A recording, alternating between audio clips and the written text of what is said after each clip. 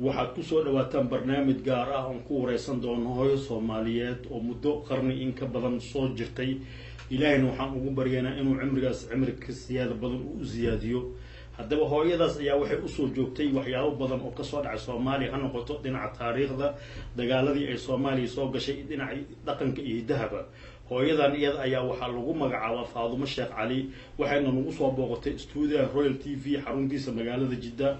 hooyo Faadumo markii ugu horeyso ku soo dhawow TV-ga caalamiga ee Royal TV. waa ku dhawahay waana salaamantihiin anigoo jooga magaalada Jidda. insha Allah waxaan rajeynayaa adduunka inuu ma aragtay nagana daawado nagana maqlo codkayaga. hooyo Faadumo Cali markii ugu horeyso waxaad warbixin yar naga siisaa taariikh nololeedkaaga. taariikh nololeedkayga markaan ka warramo horta qof baadiye ku dhalatay baan ahay, inkastoo waxna qorin waxna akhrinin.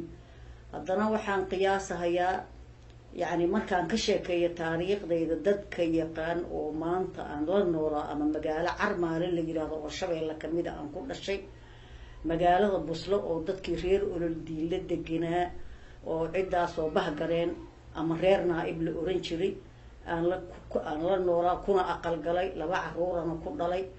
markaasoo qaflad dhacday oo markii Olol Diile la qabtay iyo Isla Cabdullaahi Diiri, Isla Olol Diile, Isla Cabdikariin meeshii laga qabtay Buslay ahayd. anigana Buslaan joogay, laba caruur oo yar oo 3 jir iyo wax sanad iyo xoogaa jiraan haystay. labadii caruurana axmaaradii baa iga qaatay, odaygina meesha lagu dilay. anigu ka bacdi waa iska soo noqday meeshii aabahay iyo hooyaday ku noolaayeen baan iska imid oo Carmaale ah. sidaasaan ma aragtay. marka waxaan rajeynayaa taariikhdayda dadkii yaqaanay oo waagaas noolaa haddii nolol lagu gaaray firkaa dad unbaa ka haray oo aan filayo inay Itoobiya joogaan. bal taariikhdii la qabtay Olol Diile iyo Isla Cabdullaahi Diiri, Isla Cabdikariin Buslo laga qabtay waxaan rajeynayaa inaad u soo jawaabtaan fiidiyahan aan hadda hor fadhiyo oo laygu wareysanayo. yacni inta aan anigu waxaan qiyaasayaa inaan 130 meelahaas jiro, laakiin inay kasii badatana waa laga yaabaa. laakiin taariikhdaas waxaan ka sugahayaa inay kasoo jawaabaan dadka Itoobiya jooga oo ka haray firkii يعني reerkaas reer Naaib ama bahgareen. hooyo Faadumo Sheekh Cali waxaad noo cadeysay in da'daadu waagi Olol Diile aad adigu dhalinyaro ahayd, isla markaasna ay da'daadu kor u dhaafaysa ilaa 130 sano. haddaba aragti ahaan marka lagu aadaan kula kaftamo waxaad u egtaa qof yar oo da'deed ilaa 60 ilaa 70 ah. maxaad isleedahay way ugu wacan tahay? wallahi alxamdulilaahi rabbil caalamiin. aniga horta qof waxaan ahay nafteeda xanaanaysa markaan runta kuu sheego. waxyaalaha aan cunumo u malaynayo dadka wadankan jooga inay cunaan. aniga shaah ma cabo oo qaxwo ma cabno oo bariis iyo baasto inta kariyo dab ma saaro. waa kariyaa meel baan iska dhigaa, wax mushakil la yiraahdaan cunaa, qaado baasto iyo qaado bariid iyo jabceeshe iyo xoogaa qudaar iyo waxbaan isku dardaraa, intaasaan cunaa. marka labaad waxaan cunahayaa inaan qaado sactara iyo qaado sisin iyo riyaal jumle iyo riyaal saytuune aan isku daro, yaanyo aan jarjarto, yaanyadaasan xoogaa milix ama liimo aan ku daro, ka bacdi aan ceesh iskaga cuno. waaga hadduu baryo ilaahay nabad igu gaarsiiyo waxaan cabaa biyo kulul. hadduu malab ii yaallo malabkaasaan ku qastaa. haddii aan malab waayo badana waa ku dadaalaa inuu agtayda yaallo. waxaan cabaa galaas biyo kulul ilaa duhurkii gaajo ima qabanaysa haddaan biyahaas kulul cabo. wax kasta oon cunahayana waxaan jecelahay inaan wax kulul ku cunaa. waxaad arkaysaa baasta, saxan baastaa lasoo dhigaa, saxan bariisa lasoo dhigahayaa oo dufan leh oo hilib leh oo iidaan leh oo suugo leh. marka afka la geliyo waxaa lala cabahayaa casiir qabow oo talaajo laga soo bixiyay ama biyo aad iyo aad u qabow. anigu cuntadaas meelay tagaysa waa fahmi la ahay, aad baan uga soo horjeedaa. ilkahayna u roonayn, calooshayna u roonayn, nafsadaysa u roonayn. anigu sidaydaba ma cuno wax qabowna ma cabo, mukayfna kuma seexdo, marawaxad kuma seexdo. meeshaas kululon hadda aan jooga baan seexdaa. marka alxamdulillah rab dadka Soomaalidana waxaan ku baraarujin lahaa markay raashin cunahayaan inay wax qabow iska daayaan. dad anigu hadda iga yaryar oo waxaan arkay ilkihii ka daateen. sababta waxaan ku qiyaasahayaa marka wax kulul la cuno wax qabowna la cabo inay ay keenayaan mushkilo. marka anigu sidaasaan ilaahay intiisu waa meel alxamdulillah rabbil caalamiin. sida aad iiga jeedid oo aad ileedahay qof yar baad u egtahay. anigu wiilkayga haddeer ila soo hadlay waa 8 jir.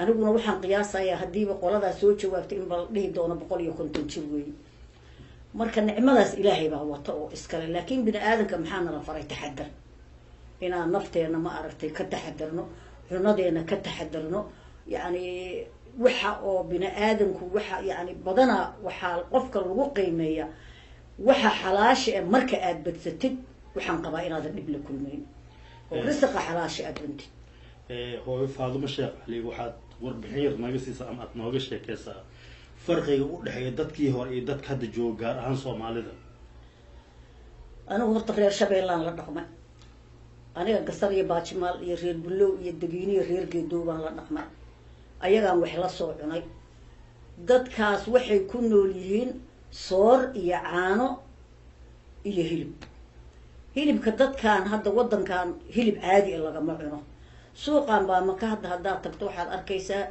yani naftaba kuma qaadayso inaad naf la caari u gadamo ugu hilibka suuqaas yaalo laakiin dadkii hore wax habeen baryaba ma cuni jirin waxa la cuni jiray cunto fareesh caafimaadku waa badnaa xoogu waa badnaa dadka hadday caawa dhargaan aroortii shaqa loo baxaya beer baa la farahaya xoolaa la aroorinaya beeraha maxay ahayd bal baa la soo gurahaya webigaasaan biyo ka dhaaminaynaa ashuumaan qaadanaynaa saqiir iyo kabiir waaga hadduu bari waa la ordahaya dadka hadda aan banaadir iyo anigu intaa wadamadaas imid aan ku arkay waxa weeye waxbaa la iska cunahayaa waa la seexanahayaa duhurkiiba khaasatan hadda magaaladan Jiddoon joogno wax subaxdii 6 saac wax ka horeeyo hurdo ka kacay ama caruur hala haata ama yeelahaane indhaha masaaraysid dadkuna caafimaadkiisa kuma jiro inuu inta wax cuno seexdo wuxuu ku jiraa waxa dufanka badanna in la iska ilaaliyo waxyaalaha ma aragtay hilibkan badanna la iska ilaaliyo aniga hadda hilibkayga haddaan ku tuso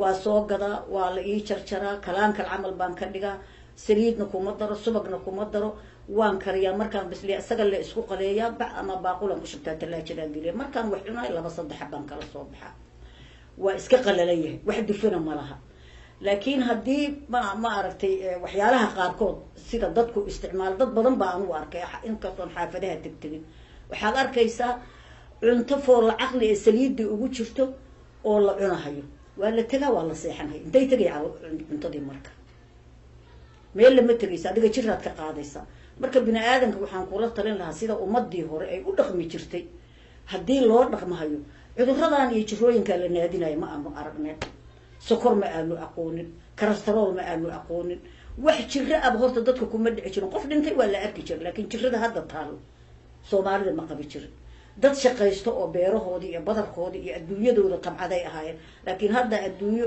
hadda xamar waxaa la iiga sheegaya naaga caruur lahoon dad inta u yimaadaan dharkoodaba aan dhaqan karno dharka loo dhaqo waxaas nolol miya anagu habeenkii ma seexan jirin ilmaha intaan markay seexdaan oo lugaha dhaqdaan oo buugooda iyo qalinkooda iskor saartaan baa waxaan dhihi baan inta dharka dhaqo baan bir dheer oo tanoo kale intaan bood iyo meel iyo ama ku saaro oo birji ka shido oo dhuxul badan ku shido duugo dhuxusha baan dharka hoostiisa dhigi jiray si ay biri subax ilmahaas u labistaan dad saas ugu soo koriyay baan annagana waa ku soo kornay ilmaha iyagana waa ku soo kornay laakiin hadda naag inta ilmo dhashay reer lahoo ninkeedii joogo oo sugaysa inta dhar aruuriso naag islaan meelaha marmarayso in lacag siiso ma gacmaha ila adahay ma curyaanba ma indhala waa qisada aan la yaabo aniga hooyo Faadumo Sheekh Ali waxaan doonayaa inaan ku weydiiyo fikrad waxaa jirta oranaysa dadka sokorta iyo dhiigkarka wadankan aad bay ugu badan yihiin marka qofka hadii uu Soomaali tago